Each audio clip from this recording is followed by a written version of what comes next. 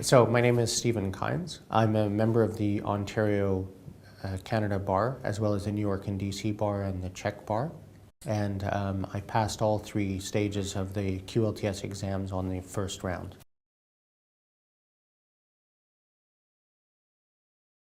Well, most of my career has been actually in emerging markets, Central Eastern Europe, as well as developing law firms. By origin, I'm a telecom media technology lawyer, primarily in the mergers and acquisition space. And recently made a career shift to going in-house counsel.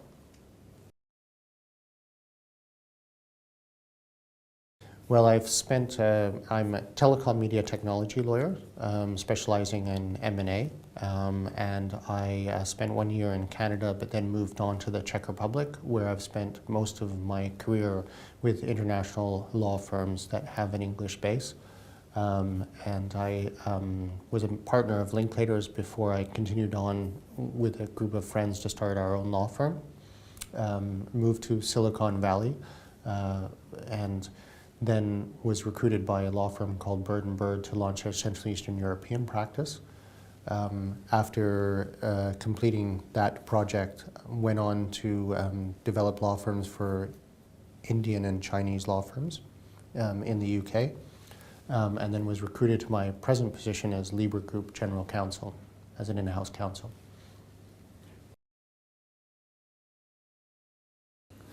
Well, it was a prerequisite for my current position because although I'm qualified in other jurisdictions, we do everything under English law, so it requires English legal opinions and a knowledge of the English law as the governing law for most of what we do.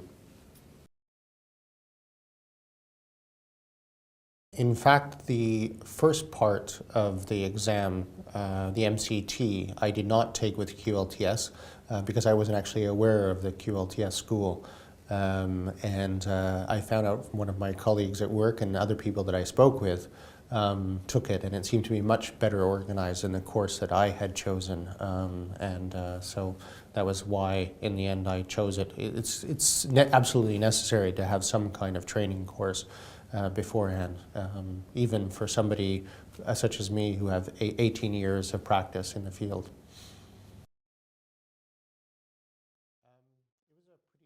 My lifestyle is quite hectic because I was commuting, in fact, every weekend to the Czech Republic. I have a wife, 3 children, and not only was I not even based in a major city, my commute time was 8 hours. So I spent at least 20 hours commuting every weekend, which meant that I needed to do everything on the road, as well as holding down a full-time job.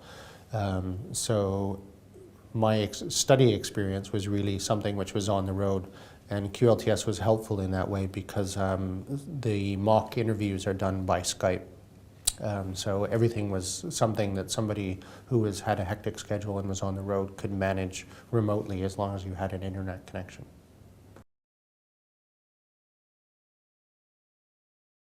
So I found that the mock exams were very helpful to be done with a tutor and working together and getting feedback on those exams. The only thing that I was probably missing, and which I would recommend, is even more exams, because the more that you can do, the better. And one of the reasons why I've encouraged our new counsels that are joining our company that they should also take the premium course to be able to have even access to more of those, which I consider to be essential for the preparation.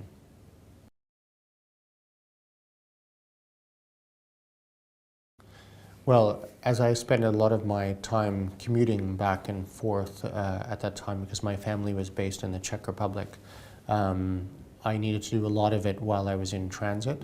I tried to do about 3 hours a day in the 3 months before the MCT, as well as the 2 or 3 months before the OSCE and TLST, with a sort of a higher push closer to the end of the exams, where I did maybe 6 or 8 hours a day. But I did it while working full-time.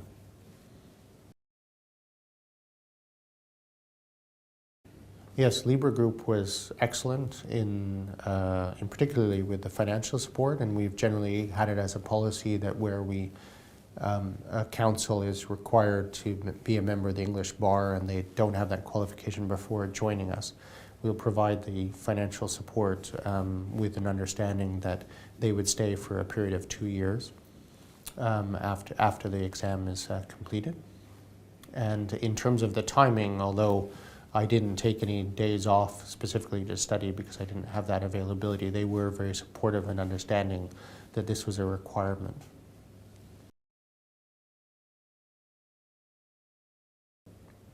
I was quite well prepared. One can always spend more time studying, but when I met colleagues who were prepared from another course that was provided from the US because they were actually based in the US, they had a lot less preparation time and had less direct one-to-one with the tutors, and that provided them a disadvantage, and I know that most of them, I think, weren't able to pass at least one stage of the exam as a result of that.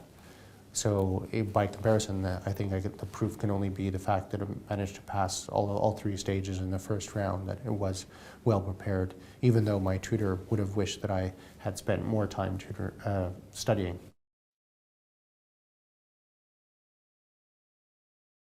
My role is as general counsel of Libra Group, which is a family-owned conglomerate of a number of companies that run across the energy, hospitality, real estate, shipping, aviation side. But I also have a role with some oversight and working closely with the various subsidiaries who have their own general counsel, and with a lot of reporting to CEOs as well as to the board.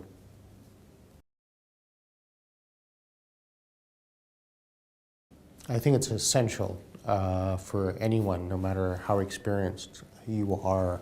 And I've had 18 years of experience, many of it as years as a partner of an English law firm, but it's still something where you need to have a level of structure to your study and to rely upon other experience, because as a lawyer you can never have the full experience in every aspect of it. You're always deficient in one area, such as wills or criminal or whatever it may be. And so getting that overview from an experienced attorney is helpful.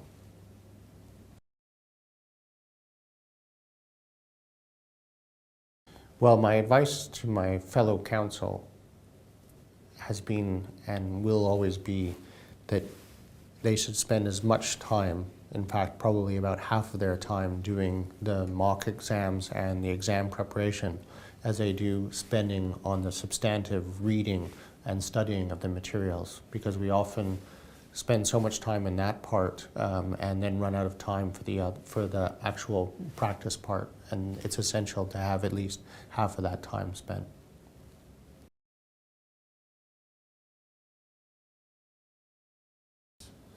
Well, I think anybody that has a career that is based in England or that has some origination from England or within Europe will find that English law is the governing law of most transactions, and will need to be able to sign off from that kind of point of view.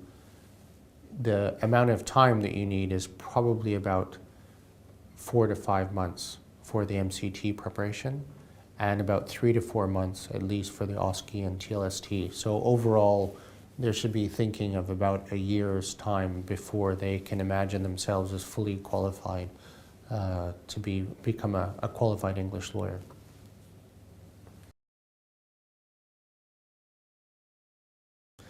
The ability to communicate with your client in a manner that is able to be understood.